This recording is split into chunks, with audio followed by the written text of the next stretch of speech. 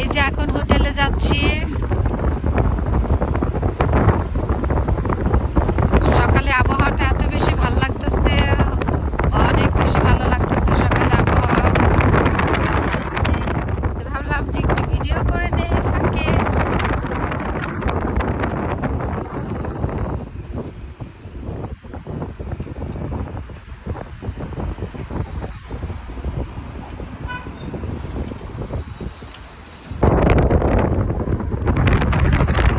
কিছুদিন আগেও আসছিলাম আমি, কিছুদিন বলতে কি 1-2 বছর আগের কথা, 1-2 বছর আগে।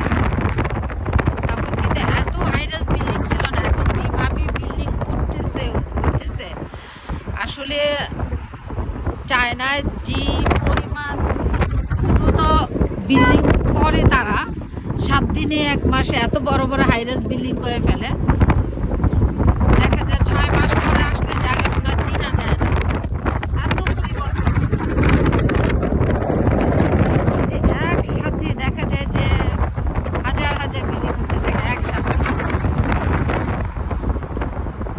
আমি তাই আরেকবার, আমি যখন আসছি অনেকবার, লাস্টে যখন আসছি তখন কিন্তু মানে এত হাইরাস বিল্ডিং ছিল না।